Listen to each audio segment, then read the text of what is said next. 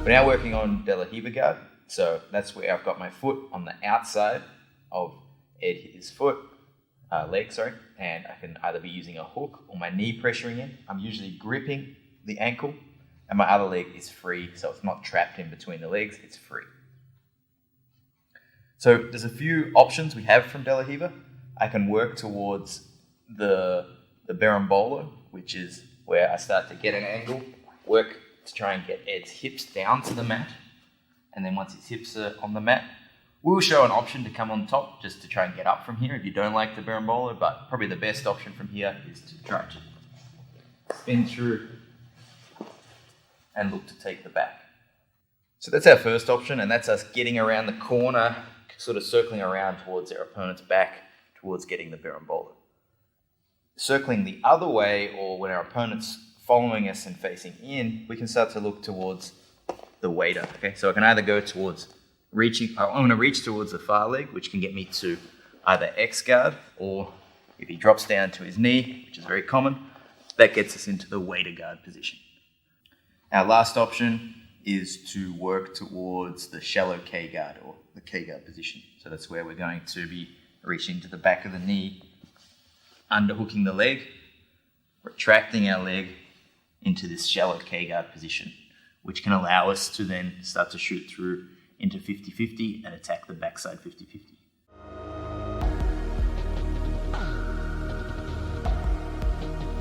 So I actually didn't used to play much De La Riva in no-gi. I played De La Riva and berimbolo in the gi for quite a long time, but I always thought that didn't really translate very well towards no-gi. So I kind of looked more towards single X and some of the other guards that translate well whether you're playing gi or no-gi. But more recently, the last couple of years, I've started to see that you can actually play the De La Riva and the berimbolo game in no-gi. It just requires a slight adjustment in your grips to be able to make it work. So I actually find it very effective nowadays, but you just need to be doing it the right way and make the correct adjustments. So this is a very quick look at one of the major differences between gi and no-gi in playing De La Riva, and that's our ability to control posture. So in the gi, you have the ability to grip the lapel, potentially the belt here. And when you grip that, I can stop Ed from being able to posture up, and that can let me use that to off balance and move him around. In no-gi, you really don't have any ability to control that posture. I see people trying to grip the arm as a replacement. This doesn't really work, and it's very transient. He can really strip that grip very quickly. So I don't even really bother trying to grip the arm like that. We have to then more focus on just gripping around the leg and the movement and trying to get around the corner in slightly different ways. So we're going to be placing a bit more emphasis on putting our feet on the ground and gripping around the leg to try to off-balance our opponent, compared to what you would do in the gi, where you'd be gripping up at the lapel or the belt a lot of the time.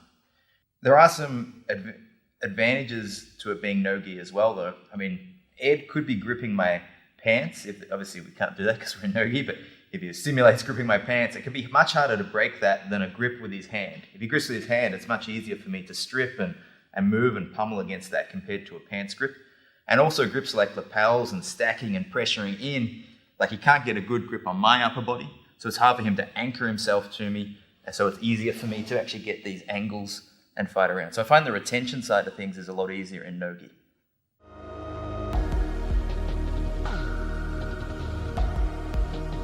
So the way we're going to break this up, this section on De La Riva, is into first just going through some general concepts and positioning, so like how I want the pressures from my leg and what kind of I want to use my De La Riva hook and my limbs to attack.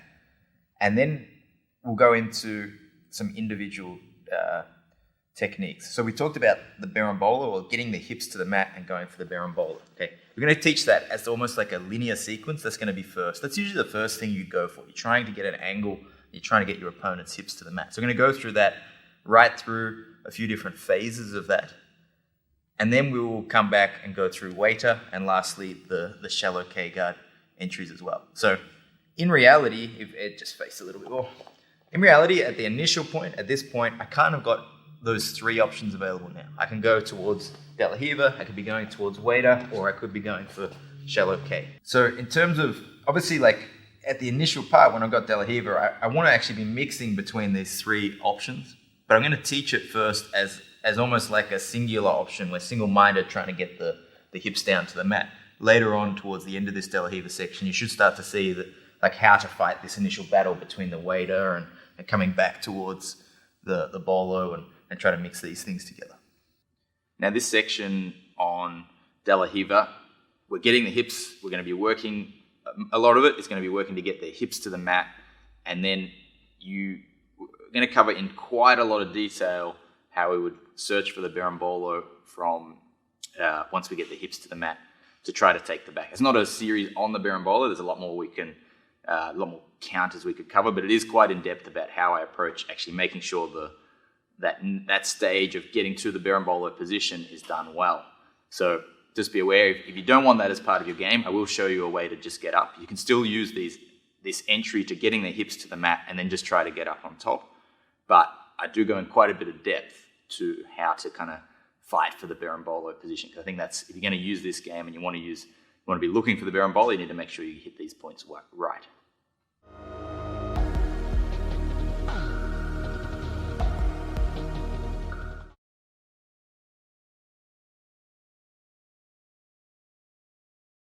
Learning to berimbolo can be quite tricky. It's a difficult movement, and I think one of the best ways to start learning it is actually to do the rolling back take. So I'm going to teach the rolling back take from on top, and that's a good intro to then what's happening with the berimbolo, because the berimbolo is actually just a rolling back take starting from the bottom but getting into this position.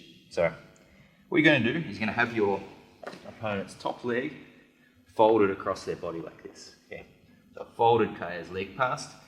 I'm going to put my knee between his legs. So the top leg's past the bottom leg, and my knee is in between that gap. All right.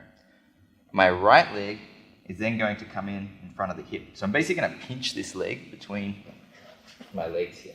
All right. So means I've now started to imagine I want to take the back. This would be my top hook on the back. I'm already getting that now. Okay, so I'm putting my top hook in for the back. Even though I don't really have his back yet, I will later. Okay, so again, you're just going to fold your opponent's top leg past their bottom leg.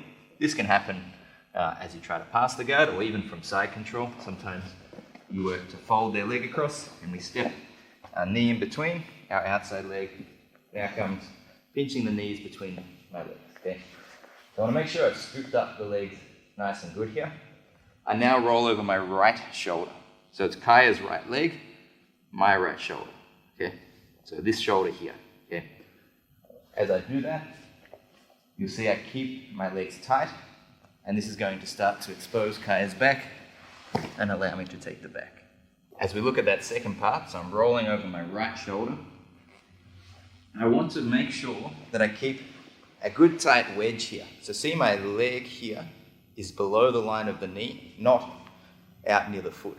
Okay, if it's at the foot, he's got too much freedom. I want to capture his knee with my knee. So curling in above the line of the knee, not even here, okay, below the knee. My right foot is actually really important. This is going to pinch in. So my right leg pinches in, okay. Imagine you almost want to step both feet down next to your opponent's armpits. This is a great way to think of it at first, okay. So the most common mistake people do, they put their feet away. They're trying to turn their opponent, but their opponent's hips drop like Kaya's did here. His hips drop between us. I can't get access to his back. I need to elevate his hips with a wedge. So I put my feet both down. So you see my left leg's doing most of the work. My right leg's really just planted, and that lifts his hips as I'm trying to stomp my feet down right next to his armpit, very close to his body. Okay. The other thing to do is not face your opponent. If I look towards Kaya, I allow his hips to drop again. I actually want to, if anything, face away. I'm doing a little bump with my hips out this way. If I look this way and turn my hips this way, look at how high I've lifted his hips up. It's exposed the back. Okay. Look at this from another angle now. So you'll see the knee wedging in next to the hip, the other leg coming over the knee. I'm going to stomp my feet down, exposing the back here. You can see as I turn my hips away, it drags Kaya's body towards me. It's giving me his back. Even though I'm looking this way, his back's become close. Right? From here, I can reach under the head, reach under the arm. And now, if you look, that leg that I said becomes a hook. So that's already jammed in, okay? It's already jammed in. I just need to put my foot over. I've got my bottom hook, top hook, and I've taken the back. So again, the rolling back take, great way to start to learn the berimbolo. I'm going to trap Kaya's leg between my legs. I'm going to reach to his hip, roll over my right shoulder, keeping my right knee and thigh tied against the hip here. Okay. As we go through, I'm going to start to keep that pinch tight. Don't let my knee move away, so don't do this. I keep my knee tight as my feet stomp underneath the armpit. Okay, this exposes the back. I turn to face away, keeping that pressure. I start reaching for my grips, put my bottom hook in, hip out, top hook in, and I take the back.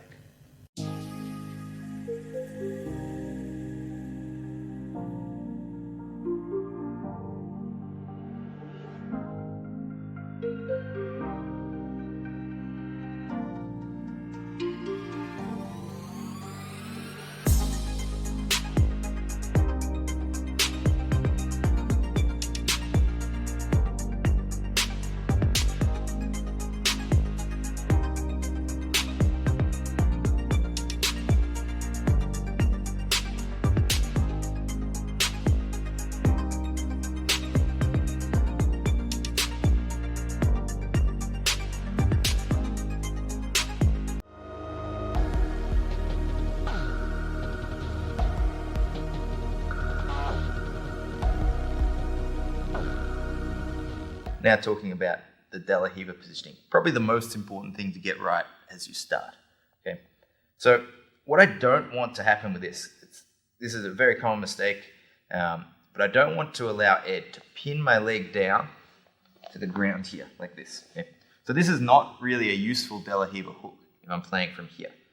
What I want is my knee up near Ed's knee line like this. Okay. So I can actually use my hook in two ways. I say hook. I can use De La Riva in two ways, or this leg.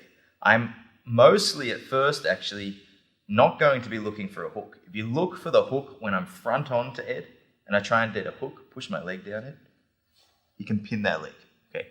What I want to do here is close this space off, make my knee facing the roof. I'm cutting back with my leg, and I'm actually putting pressure to straighten Ed's leg and turn it in a little as well. So I'm starting to actually almost put pressure to expose his back. It rarely happens that he actually turns due to this pressure, but I'm using my knee, closing it up, having it vertical, pushing it away, so that direction, as well as a little bit inwards with my foot curling in as well, okay? So if Ed tries to push my knee down now, because it's vertical, it's very hard to push it down to the ground. As soon as I look for the hook here, you see that space open, and he can start to push that down to the ground. So we're looking with usually at first, and the most common mistake is people are trying to hook immediately. When I have a bit of an angle, now I can get my hook, and I can still keep my knee pretty vertical. So try and strip that now, Ed. See my knee's quite vertical here. I'm feeling pretty good with that hook. Okay, so when I have the angle, I can use my De La Riva hook quite well. Right? But it's front on to the leg or too much centered, trying to get the hook usually exposes too much. Once I have my angle and I get my hook, I want there to be very little space where the hook is. So can you see here, if Ed tries to peel off any space or peel this foot off here, it's reasonably stuck. It's hard for him to get underneath. So a very common mistake is people start doing things like this. Here it's very easy if you just push down on that leg, Ed can clear that hook. Okay, so by instead of trying to reach as far through as you can or as high as you can necessarily, often a shallow hook can be better as long as that space is gone. So I actually kind of put the top or outstep of my foot against the leg. I point my knee upwards, and I'm actually pulling my knee towards my chest. I'm pulling back. If you notice, if I push my knee towards Ed, it starts to give space. If I pull my leg backwards, I can keep that tight. My toes are coming back and it's hooked in tightly. My knee's pointing up. The more I point my knee up, the more it turns Ed away from me or gives me an angle to turn away from Ed. Okay, so try and obviously, if he gets enough time, he'll be able to strip my foot. You can push my foot as well. It's kind of hard to get at. He'll eventually get it, but it's not just floating out in the open like this. Okay, so we're going to be, when we get our angle, We want to make sure that we get a shallow hook. See my knee actually retracting back a little bit. Once it's hooked in, once I get my foot stepped on the inside of the thigh, I am pressuring my knee inwards to point it up towards the roof, keeping that pressure as I will start to get my angle. Notice even here, as I'm getting around, this knee being closer to my chest here, not extending out in a way. So just again, looking from this angle, as I get around the corner, my knee will retract a little bit, hook, and my knee points up like so. So I have a good hook, knee, vertical, hard to, so if you try and push this knee down now, Ed, that should be very difficult to do compared to being opened out like that, where it can be stripped.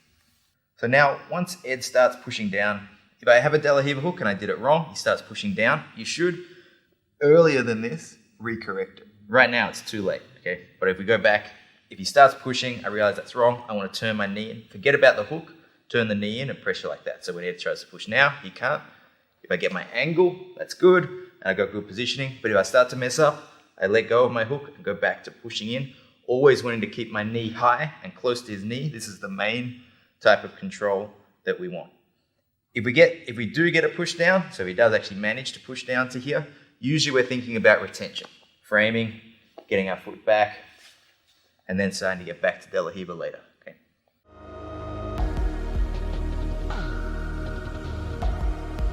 In terms of your hip position with your De La Riva hook, usually I want my hip pretty close to the ankle.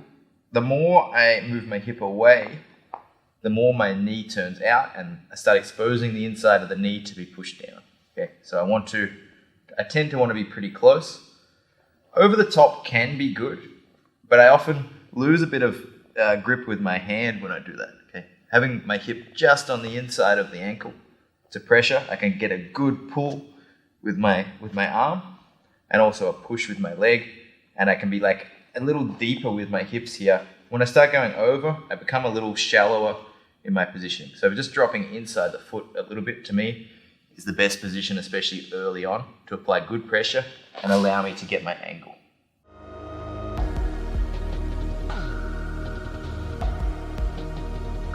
Talking about my free leg or the non-De La Riva leg, what am I trying to do with that? Let's look first, what do I not want to happen? I don't want Ed to step over this leg and settle his hips on. Okay, now it's trapped between his legs. We're in the headquarters position. This, to me, means I need to be not thinking about De La Riva anymore and be thinking about guard retention. Okay, so we don't want this to happen. There's some things we can do as he's going to do that, but let's look back a little bit on making that difficult to do. So two things. I either have my foot back and floating. So if you look at my foot, if it's back kind of past the line of my hips, if you've got the flexibility to do that, which means pulling your knee back and also externally rotating a little bit. Okay. So if I keep this here and I keep good pushing pressure with my De La Riva, try and step over my leg, get to headquarters, go. I don't know if you can see that. So if Ed goes to step over the leg, you see my foot stays in front. Okay, it's very hard and he's really committed his weight. So in reality here, I've got plenty of opportunity to actually capture his legs and so on. The issue comes when I'm stretching out. Okay, if I start stretching out, if I'm trying to step on his leg, for example, here, or try to hook his leg and stretch my knee very far away from my chest, you want to go to headquarters now, Ed. He doesn't have to do much. He doesn't give me access to his legs. This is a problem. Okay, and now I'm stuck. I need to go back to retention.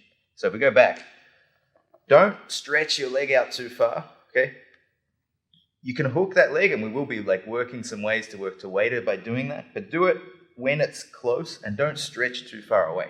Another place I can put this leg, and this is very common, especially when I'm looking to do, actually the berimbolo or the waiter is just past the hip here. So I kind of step up and I put my ankle tight to the hip. This can help actually trying to like pull Ed forward and knock his weight a little bit this way. But also the fact that I'm just past the hip and locked on here, Ed can't immediately step on that. He actually has to step backwards. He has to give me a bit of an angle. So he has to give me an angle to push the leg down and try and step over. So try to just step over from where you are. Okay. You can see his own leg gets in the way. It's not going to happen. So I'm kind of forcing him to give me an angle if he wants to beat my leg, and that can let me start to get my angle, start trying to get his hips down to the mat. So we can have our foot here. It can also be useful to lift my hips. I can use it, we'll have a look at this later, but that leg can help me lift, turn, and get an angle this way. I'm also ready to hook the leg if he were to step over. So if Ed does go to step over, I can off balance him, and this gives me great access to the waiter. So there's some other things we will do with this leg. We will be putting it on the ground. We're going to be kicking the stomach. There's a lot of things, especially when we get into the berimbolo scenario. But for now, usually when we're just front on, it's either staying back, pummeling, so Ed's trying to grip the leg and I'm often trying to circle, or right next to the hip, like so. Okay. I don't so much go to the bicep from De La Riva. I find from here, without a postural control like you have in the gi, Ed can always clear and then control, and I've usually taken my knee a bit too far away from the chest. If he came very close to me, I might be happy to go here, but if he moved back, I'm not going to follow. Okay, I'm going to keep it back.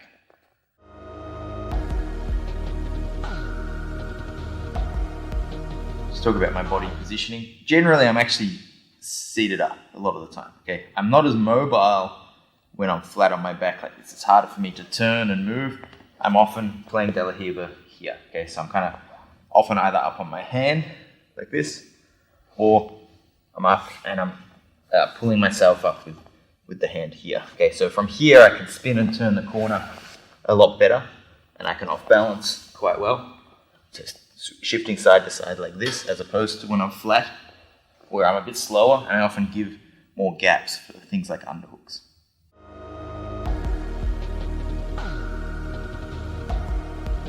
I want to be pretty much constantly moving towards the back. That's like the default thing I'm doing. And then I can react off that. So it's not a static position. I'm not sitting here in De La Riva waiting for something to happen and then trying to react. I need to be forcing the reaction by constantly be moving around to the side. And we'll go through some ways of doing this, because there's some other different ways we approach this.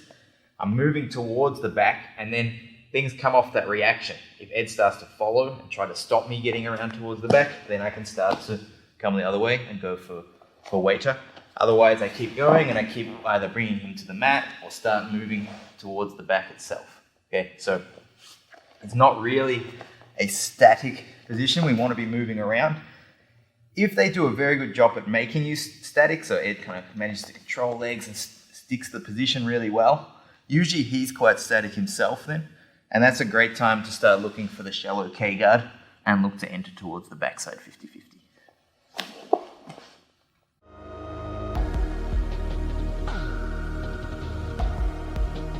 There's a few different things I can use for a grip with my left hand. I can be gripping the ankle. I could have a deep overhook, or I can be underhooking. Okay, so a lot of people that play no-gi De La Riva will play from underhook De La Riva. At the moment, I don't look for this too often, unless I'm looking for the K-guard entry in particular, the shallow K-guard. I'm often playing from here. I guess the issue when you go for the underhook, a lot of the time, we'll talk about how you can potentially do it in a different way, but often when I look for the underhook, I start to turn myself on my side. So if Ed wants to push my shin down now, so push that to the ground, I can get stuck in a position like this. Okay, so it's often quite difficult. We'll show a way to do this, but a lot of time when you look for this underhook, I'm turning to my left as I reach for that, so I'm giving an opportunity for Ed to push the leg down.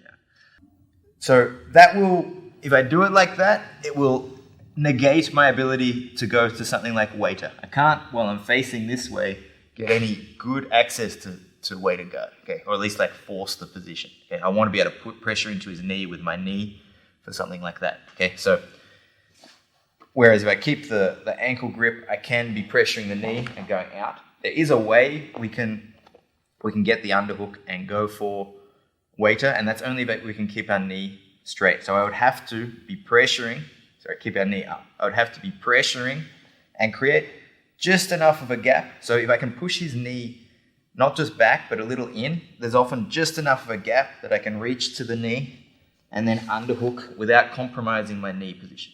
This is good if you can get it, and it's kind of a safe way to look towards waiter, as you'll see a bit later, because it's hard for Ed to counter me with an underhook when I do this. So now I'm pressuring his knee and I can start to still stretch him out and enter towards waiter. Okay, so ideally when going for the underhook, If we want to go to the underhook, we keep our knee up and we use it to pressure them in, curling back with our foot to reinforce that pinch. And you can see that opening.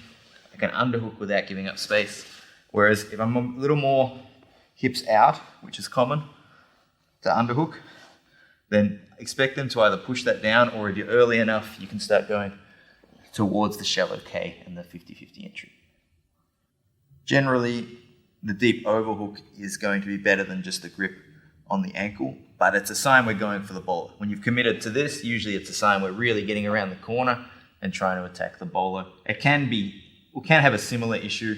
It is possible to get the waiter again from here, from this deep overhook, but often my knee gets turned out and it gets ability to push down, okay? Because I've started to commit my whole body turning to that side, whereas I get a little more square and pushing. It can be better a lot of times better to enter the waiter that way.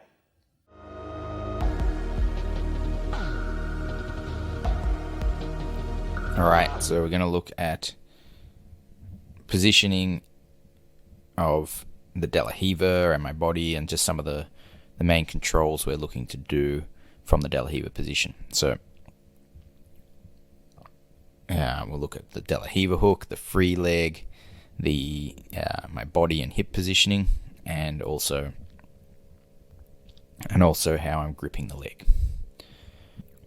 Once I get the De La Riva, you can see my opponent here is pushing on my knee. I don't want it to be so opened out. Okay, so if I can, I want to get my knee more vertical. There we go. Okay, so you can see the change, pointing my knee up and pushing back against the knee. I have much better positioning with my De La Riva leg. So if you can't get the hook, it would probably be dangerous to be going for the hook here, because David here could push my leg to the ground. So I'm focusing on that knee pressure while I'm gripping the leg, and see my outside foot trapped against the leg, making it hard to step over. He would have to step back. If he goes to step back, I'm going to try and take my angle at that point in time. Okay. So in this case, just beforehand, we'll go about my hips. So my hips are just on the inside of the leg, and I'm able to come up, crunch my body in, and get a shallow De La Riva hook. So I want to have my knee nice and close to my chest here as I start to get my angle. We'll talk about how to get the angle a little more later. All right. And that's able to help me to get around. So you can see this leg was hooking right next to the leg all the way through. So alternating your De La Riva leg between pushing and, when you start getting the angle, to getting a De La Riva hook.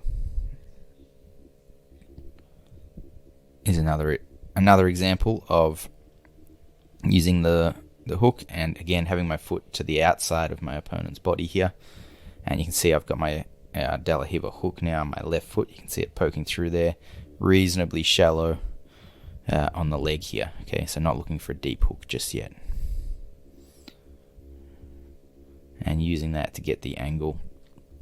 You can see my change in the grips. I've gone from a grip on the ankle at first. If we just watch that again. So I hold the ankle, and as I get a bit deeper around, okay, now I'm getting a good overhook on the leg, which is just going to be a tighter grip and harder for my opponent to regain the angle. In this scenario, you can see I'm putting my right foot on the ground. So I go from recovering, I take De La Riva and I use my foot on the ground, and that's going to help me get around the corner. So I tend to want to have that foot out of being able to grip into a good range. You can see my hand reaching to the leg, and I'm sitting up, getting a good deep overhook of that leg as I get a good angle. Okay,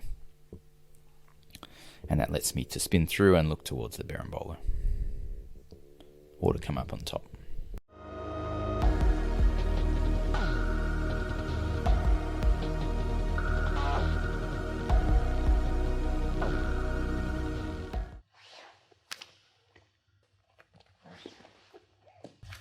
Looking at entries to De La Riva. Okay, so we'll first go from when I'm seated and how I can try to look and enter into De La Riva, and then if I'm actually on my back. So there's like offensive entries, there's also entries. A lot of the time we get to De La Riva when we're on our back, retaining guard, and we can work back into the De La Riva position from there. So obviously I can't get De La Riva if Mish is not standing, or at least standing on one leg. So we need to make sure that we're going through at the right spot. If you've got a kneeling opponent, you need to threaten something else, usually K-guard, and then they will often start putting one leg up, and that will give you a chance to go for De La Riva. So the first entry, we're just going to go, Mish is going to have one leg forward. Usually people will stand one leg forward and one leg slightly back. And we're going to assume that he's reasonably upright. So I've actually just got immediate access towards this leg. How do I work to get De La Riva from here? All right. Two main entries from here. I either lead with my hand gripping the knee first, or I lead with my hand gripping the ankle first. Both of these are fine. I'd probably say the one gripping the knee is a little more risky in that I expose the chance for Mish to step in and look for underhooks a little bit more. So I have to kind of give a little bit of space, more so than when I reach for the ankle, where I get to keep a bit tighter structure with my legs. All right. So reaching for the ankle, I'm going to fall to the side, and I keep my knees tight to my chest as I reach towards the ankle here. As I'm reaching, I'm going to roll onto my side, lift my hips, and shoot through. Okay. So you can see I don't really give up this structure here. I don't reach and then extend. I stay tight. I fall to the side. My hips come up in the air and shoot through. So there's never a gap here for Mish to come in and start to pressure. And I've got a good chance to get my hook set. Okay. So again, we're here. I see an avenue for the ankle to be available. I reach not from the inside of my leg like this, but on the outside of my leg. So I keep my knee tight to my chest, falling and shooting my hips in like so, staying tight. Or I can reach for the knee first here. This is the other option. Knee first with my right hand, and I pull myself in towards the De La Riva hook. Like so, okay. Again, here. Going to reach to the knee, pull myself onto my left side and try and shoot my hip close to Mish's leg as I grip onto the leg to stop him retreating and get a good angle on my De La Riva. All right. So again, those two options. It might depend on what's available, how far forward you are relative to your opponent. But we have going to the outside, to the ankle and shooting the hips. And we have reaching to the knee and shooting the hips. With that second one, a little kind of hip escape with your foot touching the ground. So you'll see I'll reach and my foot here will kind of scoot me through, and then I retreat that leg so Mish can't control it.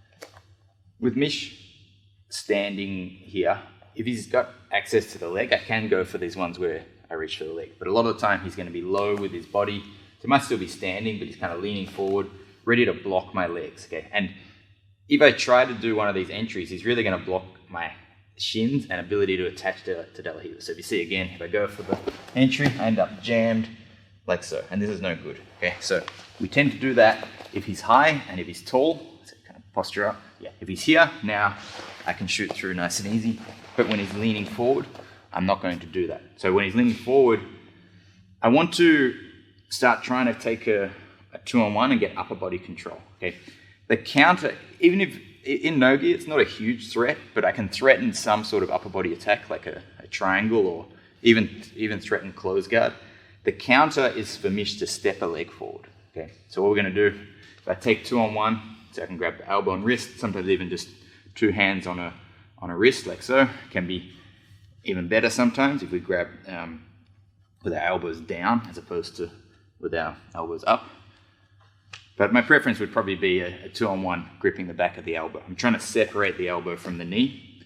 And when I do this, I'm going to fall to my back, shooting my feet over the top onto the biceps. Like this. Okay. The reason I go over is it's very hard for Mish to control my legs. If I shoot from under to control my leg, he blocks and now he gets into position. Could be this leg, but he blocks that leg. Okay. When he tries to block my leg as I shoot over, it's very difficult to stop my feet from landing on the biceps. And he should feel an immediate threat now that if he doesn't put his knee to his elbow, so go back, keep it open, that I take my foot, put it on the hip, and I can start attacking some sort of upper body attack. Okay, so if I go from here, double bicep, towards the hip, Mish is usually going to then start posturing up or putting his elbow to his knee to block that space. Okay, he blocks that space. I can't shoot the triangle, but what I can do is get my De La Riva hook. So he's gifted me that. That's the defense to an open guard upper body attack is usually to put your leg forward and you give your opponent the De La Riva hook. So again, we control the near side arm, the lead arm. I'm going to fall back, circling over the top to both biceps. And then I'm going to start looking for the hip. If it's available, we go for upper body attacks. Usually he starts to lean back or step forward, giving me the De La Riva hook. And then I'm into De La Riva, ready to attack.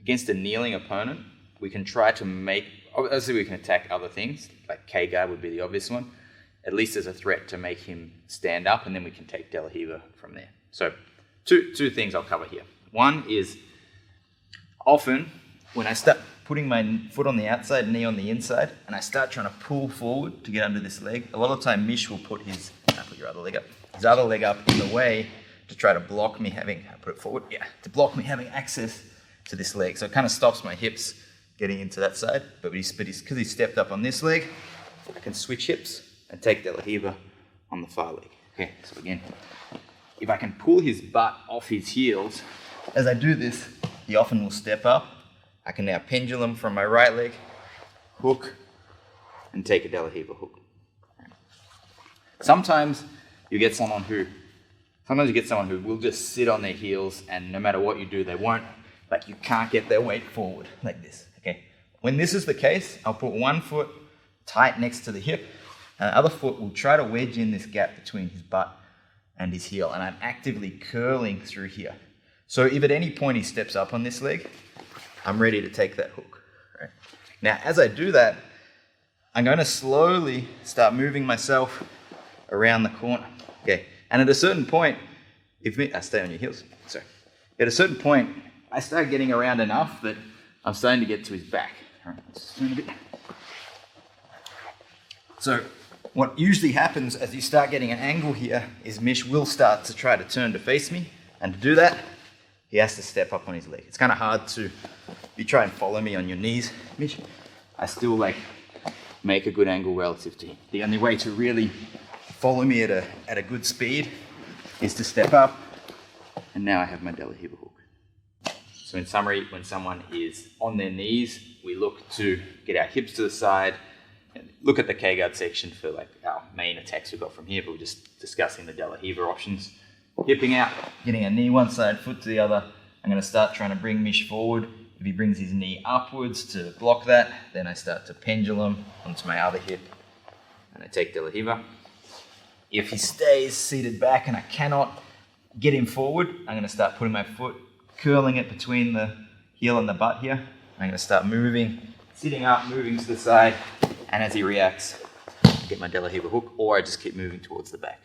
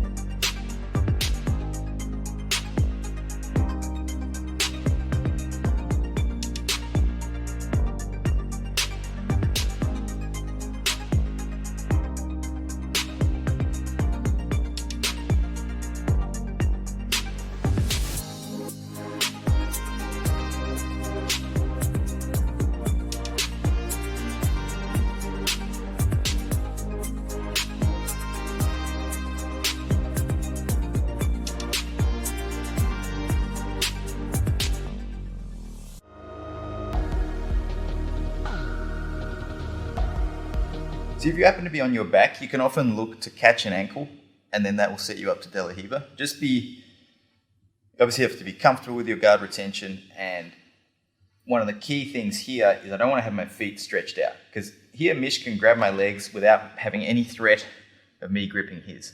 I want to make sure my feet are pummeling and high like this. So if Mish wants to control my legs, he starts to step forward. Okay? See how I've got his ankle now. Okay? So in order to try to control my legs, he's starting to come forward. I get his ankle, and then I can start putting my foot to the outside of his knee, pressure with my knee, turn the angle, and start to get De La Riva. Okay?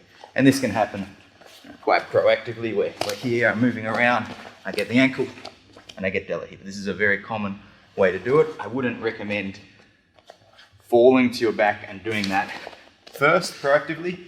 I recommend being forward and trying to attach, but if Mish happens to push me back and we're on the defense, then that's often a great time to set up our De La Riva.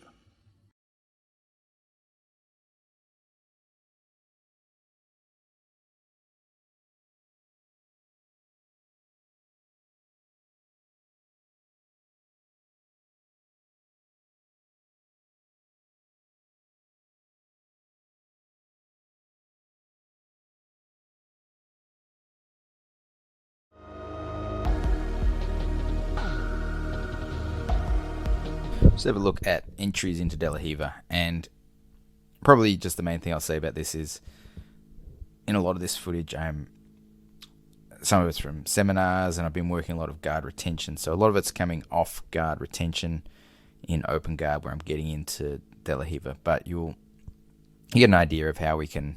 So I guess what I'm saying is it's a little more of I'm tending to pay a little more of a passive entry style, whereas I think you can definitely be a bit more aggressive and reaching for the legs from a sit-up guard a little bit more. Okay, so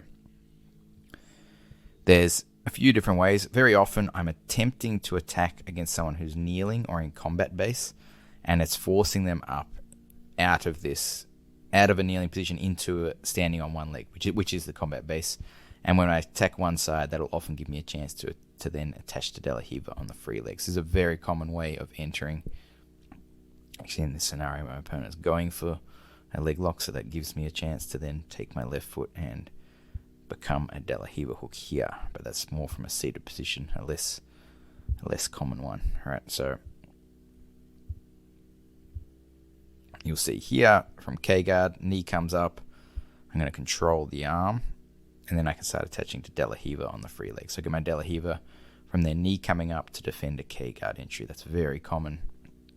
And again, we want to be putting this in context. When our opponent is kneeling, we want to attack towards K-guard. It's when, or potentially get an angle towards De La Riva, but it's when they're standing up on one leg that's much more likely that De La Riva is going to be effective. Okay, so in this case, the entry, looking for attachment to the leg, and my opponent stood up on that leg, and I was able to catch that De La Riva hook immediately.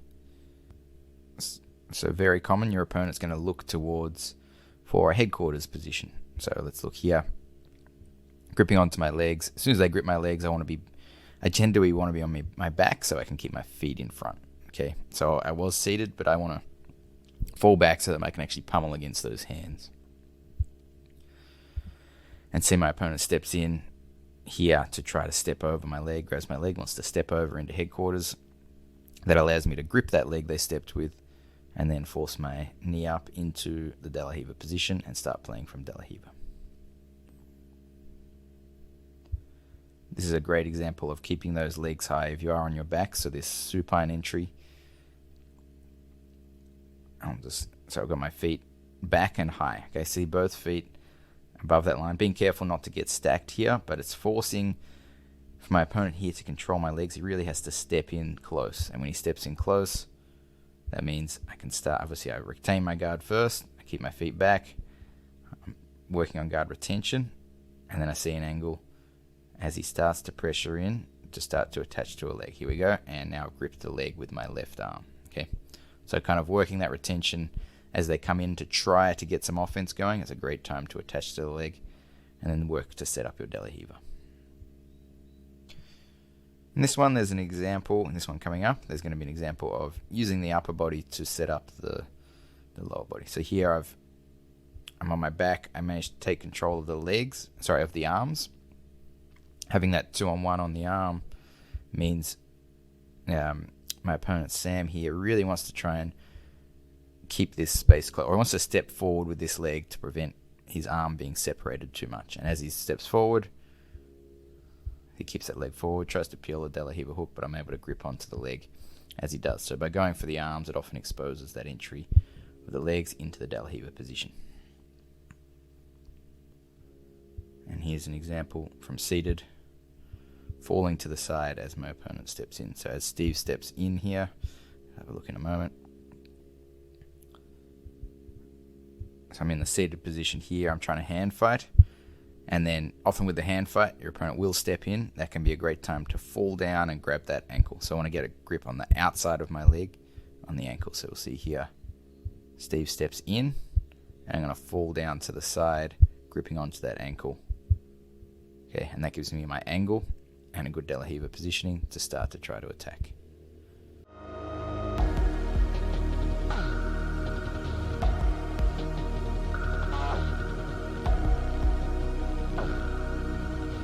All right, we're now going through the linear sequence for the berimbolo, we're covering the berimbolo, which is going to be, we'll teach it in 4 different phases. So I will show just like a linear, like start to finish bolo to begin with.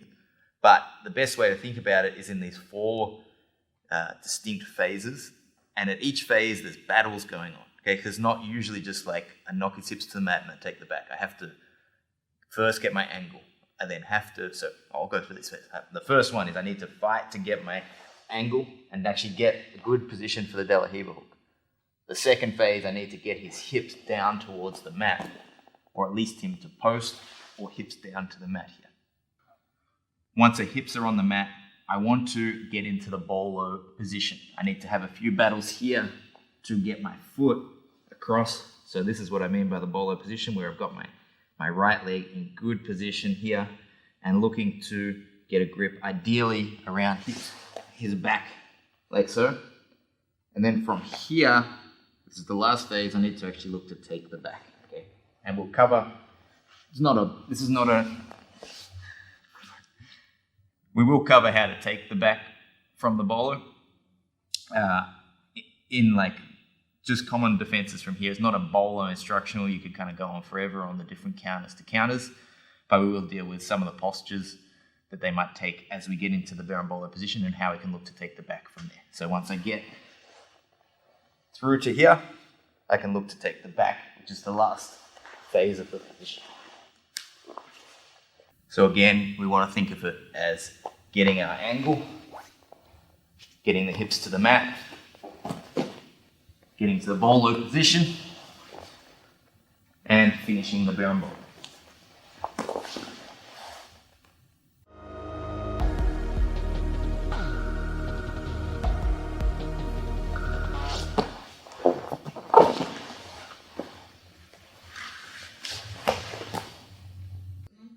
So I'm just going to teach the berimbolo as a linear sequence of some common occurrences or a common way this will occur. And then we'll get into the more details about each of those phases. So first I want to get my angle. So I'm putting my knee facing up, gripping onto the ankle. I'm pushing backwards, like so, curling my foot down, making sure my knee is vertical. My other foot is just outside the hip, helping to put pressure acrossway. So it's like I'm pushing in and out. I'm like pushing like his body tilting this way. I want to, from here, as I'm pushing, sit up, grip the back of the knee, and come up on my elbow. Once I'm on my elbow, I'm going to start to fall to the side into a deep overhook. Okay. So you can see by sitting up, I can fall, deep overhook, pummel my De La Riva hook, and I'm going to step on the mat. Just turn to see that. Step here. So I push, sit up, grip the leg, deep overhook. As I hook, I'm going to step on the mat, bridge up, kick, and pull. Everything's taking his hip down to the mat. So I step on the ground, bridge, kick. Ed plants his hands on the ground. So most common here, hands are on the ground. This is the posture we're going to work on in this scenario. So he's going to stay up on his hands here. I'm going, no, you keep your hips down here. So I'm going to block that arm by putting my arm across with my forearm blocking, hooking the back of the scapula here, and my forearm blocking the arm. Right, so elbow on one side, hand on the other. I'm going to roll through, thread my foot to hook the far hip, and take my head all the way underneath. I curl back. Notice my knee is free from the hip. Stay up a bit. Yeah, sorry. So my knee is free. I'm hooking close to the ankle here with a back heel just to stop Ed retreating. I'm going to reach to his free knee. I've reached around his back, and I'm going to throw his hips in front of me. So I drag him with this leg. See that? By curling and extending, I'm dragging his hips in. I keep my foot hooked across his far hip or chest, and I use my hand here to assist. Everything throws his hips in front of me and through. Down below my hips. So again, I'm pressuring with my knee and putting inward pressure, putting my foot to the outside of the hip.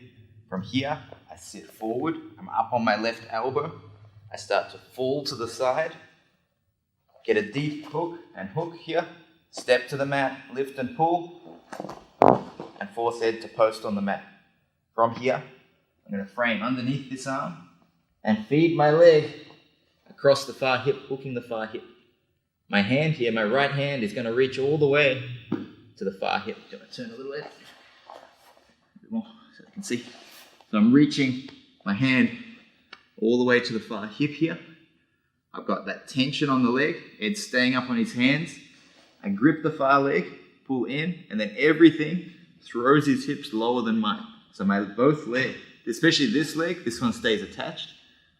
I throw Ed down and through. So it's probably going to be a bit confusing if that's the first time you've seen the bolo. It will make more sense as we go through the phases and I explain a bit more about exactly what we're looking for and the battles, the things that you could miss or that are essential that you get along the way. I'm trying to give like a broad stroke overview of it for now that you can just begin to practice. So I've got pressure against the knee, I'm front on, foot's against the hip. I'm going to sit forward, grip the back of the knee, come up, elbow deep as I get my angle, step as my De La Riva hook, step on the ground, bring Ed's hips to the mat. I'm going to post my hand underneath the back, foot across the far hip, roll through, grab the far side of his hips, his leg, and I'm going to throw him through and take the back.